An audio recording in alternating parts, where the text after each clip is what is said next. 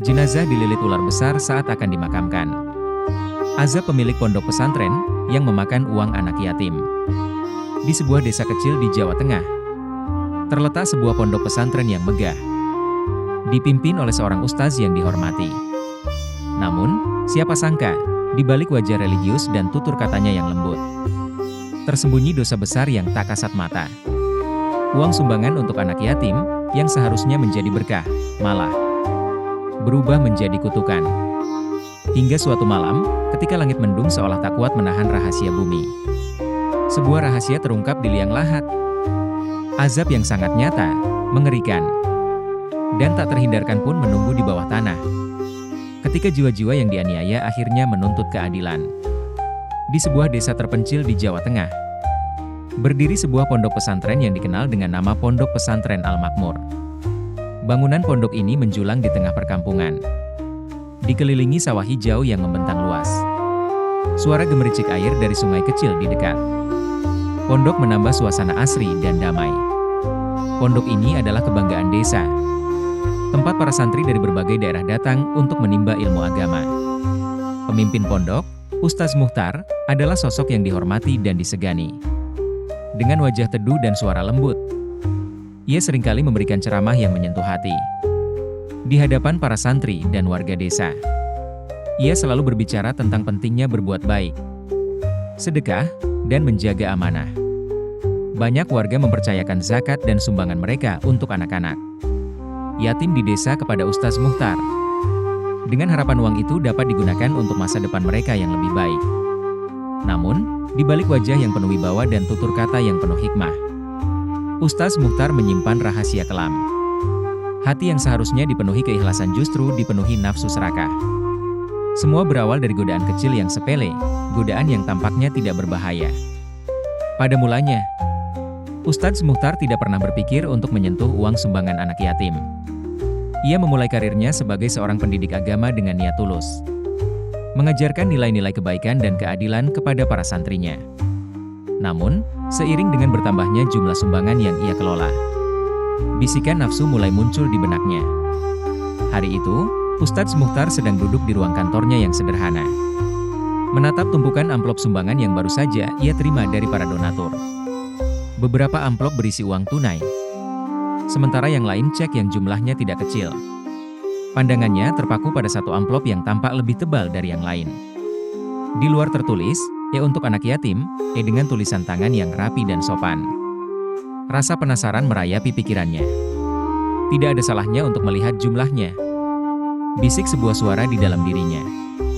Dengan tangan gemetar, ia membuka amplop tersebut.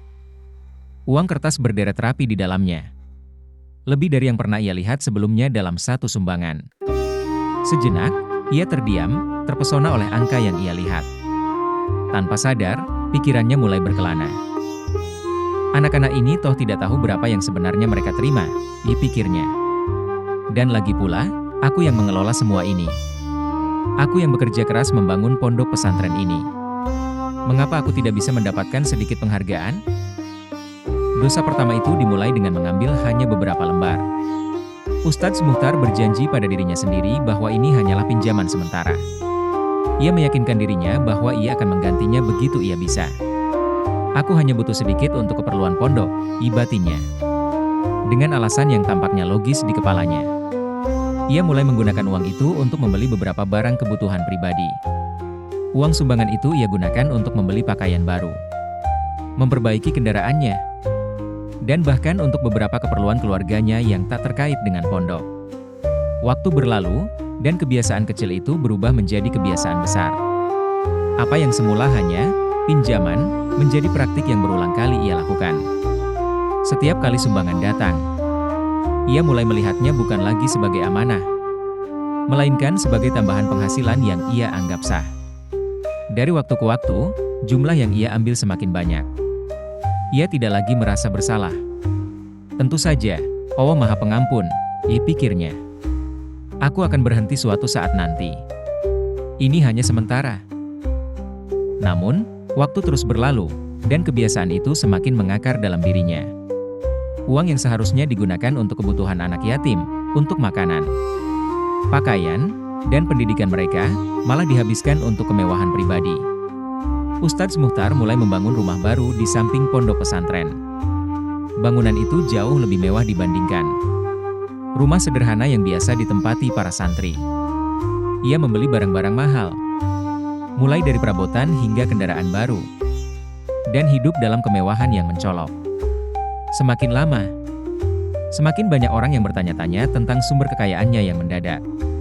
Namun, karena posisinya sebagai pemimpin pondok yang dihormati, tak ada yang berani menuduhnya secara langsung. Ia selalu bisa menyembunyikan perbuatannya di balik topeng kesalehan. Sementara itu, kehidupan anak-anak yatim yang tinggal di pondok tidak banyak berubah. Mereka tetap hidup dalam kekurangan. Makanan yang mereka makan seadanya. Terkadang hanya berupa nasi dengan garam dan sayur-sayuran dari kebun. Pakaian mereka tetap lusuh. Dan sebagian dari mereka bahkan tak memiliki sepatu layak untuk berjalan ke sekolah. Setiap kali para anak yatim datang ke Ustadz Muchtar untuk meminta bantuan atau sekadar menanyakan kapan pakaian baru akan tiba, ia selalu memberikan alasan. Sabar, nak. Allah pasti akan memberikan rezeki pada waktunya, katanya sambil tersenyum, seolah-olah tidak terjadi apa-apa. Namun dalam hatinya, ia tahu bahwa semua alasan itu hanyalah dusta. Tapi kebiasaan ini sudah terlalu dalam merasuk.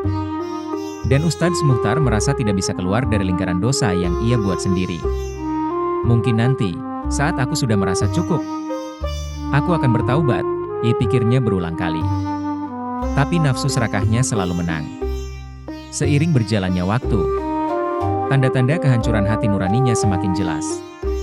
Ketika ia berdiri di depan para santri memberikan ceramah, ada momen-momen di mana ia merasa jiwanya kosong. Ia berbicara tentang pentingnya kejujuran, tentang amanah yang harus dijaga. Namun dalam hati ia tahu bahwa semua kata-katanya hanyalah kebohongan belaka.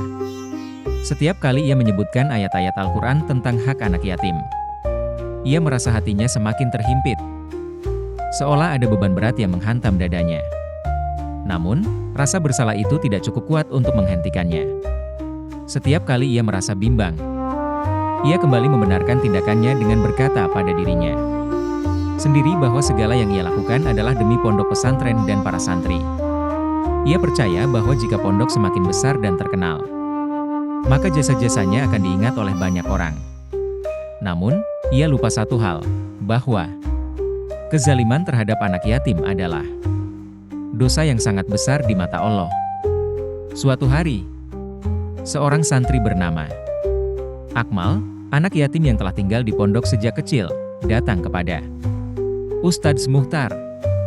Akmal telah lama menyimpan rasa penasaran tentang uang, sumbangan yang seharusnya digunakan untuk kebutuhan mereka, namun tidak pernah sampai ke tangan mereka. Akmal, yang tumbuh menjadi pemuda cerdas dan kritis, memberanikan diri untuk bertanya langsung kepada Ustadz Muchtar. Ustadz, bolehkah saya bertanya? Mengapa kami masih kekurangan makanan dan pakaian? Padahal seringkali saya mendengar bahwa ada banyak sumbangan yang masuk ke pondok. Tanyanya dengan hati-hati. Pertanyaan itu membuat Ustadz Muchtar terdiam sejenak. Keringat dingin mulai mengalir di pelipisnya. Selama bertahun-tahun, tak ada yang berani menanyakan hal semacam ini. Tapi sekarang, di depan seorang anak yatim yang lugu dan tak bersalah, ia merasa seperti ditelanjangi. Rasa bersalah dan malu menyeruak dalam dirinya. Tapi egonya yang besar membuatnya tetap menyangkal. Rezeki datang dari Allah. Akmal, mungkin saat ini kita sedang diuji dengan kekurangan. Tapi yakinlah, Allah akan memberikan yang terbaik untuk kita semua. Jawab Ustadz Muchtar, berusaha menyembunyikan kegelisahannya. Ia berharap Akmal puas dengan jawaban itu dan tidak menanyakan lebih lanjut. Namun, jauh di dalam hatinya, Ustadz Muchtar tahu bahwa waktunya semakin sempit. Tanda-tanda peringatan dari Allah mulai datang, dari mimpi-mimpi buruk hingga kegelisahan yang terus menghantuinya. Ia tahu bahwa dosa-dosa yang telah ia perbuat terhadap anak-anak yatim ini tidak akan terhapus hanya dengan kata-kata manis. Setiap kali uang sumbangan masuk ke tangannya, Ustadz Muchtar selalu merasa tergoda. Awalnya hanya sedikit, 1-2 lembar uang yang ia ambil, meyakinkan dirinya bahwa ia akan menggantinya nanti. Tapi waktu berlalu, Dan keserakahan itu tumbuh menjadi kebiasaan. Sumbangan-sumbangan yang seharusnya menjadi berkah bagi anak-anak yatim, perlahan-lahan masuk ke kantong pribadinya. Pembangunan pondok pesantren pun kian mewah. Ruang-ruang baru dibangun, fasilitas modern ditambahkan. Namun di sisi lain, anak-anak yatim yang seharusnya menerima manfaat dari sumbangan tersebut malah hidup dalam kesederhanaan yang mencolok. Mereka masih mengenakan pakaian yang lusuh, makan dari piring-piring yang sudah usang, dan tidur di kasur-kasur tipis yang mulai berlubang. Desa mulai mempertanyakan, kemana perginya semua uang yang mereka sumbangkan untuk anak-anak yatim? Tapi, karena nama besar Ustaz Muchtar, tak seorang pun berani mengungkapkan kecurigaan mereka. Ustaz Muchtar menggunakan harisma dan posisinya untuk menutupi perbuatannya. Semua demi kebaikan pondok, selalu begitu jawabannya. Suatu malam, sebuah mimpi buruk menghampiri Ustaz Muchtar. Dalam mimpinya, ia berdiri di depan pintu surga. Namun wajah anak-anak yatim muncul di hadapannya dengan tatapan penuh kesedihan. Mereka berbaris satu persatu, menunjukkan wajah-wajah yang dulu ia abaikan. Mereka yang seharusnya mendapatkan haknya. Lalu, tiba-tiba muncul seekor ular besar. Tubuhnya hitam legam, dengan mata merah menyala. Melilit tubuhnya hingga ia tak bisa bergerak. Ketika terbangun dari mimpinya, tubuh Ustaz Muchtar penuh keringat. Ia merasa mimpi itu hanyalah permainan tidur belaka. Tapi hari-hari berikutnya, mimpi yang sama terus menghantuinya. Bahkan lebih jelas dan lebih mengerikan. Ustaz Muchtar mulai merasa tidak tenang. Segala hal yang sebelumnya terasa nyaman kini berubah menjadi beban. Ia mulai kehilangan selera makan, tidurnya tak nyenyak, dan seringkali terjaga di tengah malam dengan napas tersengal-sengal. Namun, kesombongannya membuatnya menolak untuk bertaubat. Ia terus mengabaikan panggilan hatinya, seolah-olah azab itu tidak nyata. Hingga suatu hari, ajal menjemputnya dengan cara yang tak terduga. Ustaz Muchtar meninggal dunia dalam tidurnya, meninggalkan dunia yang ia warnai dengan dosa. Hari pemakaman Ustaz Muchtar tiba. Penduduk desa berkumpul untuk memberikan penghormatan terakhir.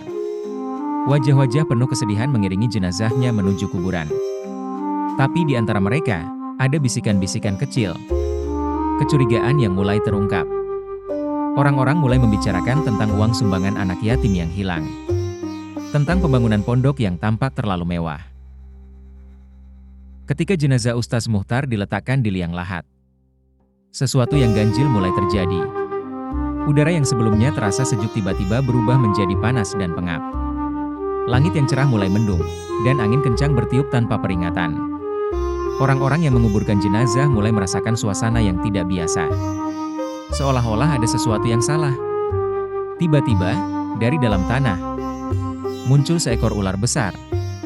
Hitam legam dengan mata merah menyala, persis seperti yang ada dalam mimpi Ustaz Muchtar. Ular itu melilit tubuh jenazahnya, mencengkeram erat hingga tidak ada satu orang pun yang berani mendekat. Para pelayat hanya bisa menatap dengan ketakutan. Tak ada yang berani menyentuh atau mendekati liang lahat. Jeritan seorang santri yang masih kecil memecah keheningan, yaitu ular azab.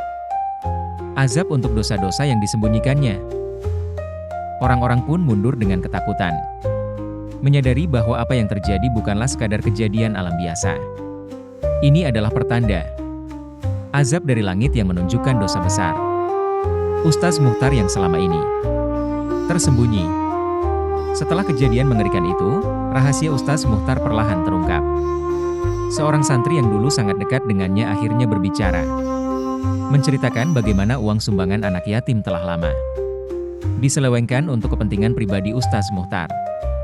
Orang-orang desa yang selama ini curiga, akhirnya menemukan kebenaran yang selama ini mereka takutkan. Pondok pesantren yang dulu menjadi kebanggaan desa kini menjadi simbol keserakahan dan pengkhianatan. Tak ada lagi santri yang datang untuk menuntut ilmu di sana. Bangunan yang dulunya megah dan terawat kini dibiarkan lapuk oleh waktu. Angin yang bertiup membawa suara-suara lirih, seakan mengingatkan siapapun yang lewat tentang dosa yang tak terampuni. Azab yang menimpa Ustaz Muchtar menjadi pelajaran bagi semua orang di desa.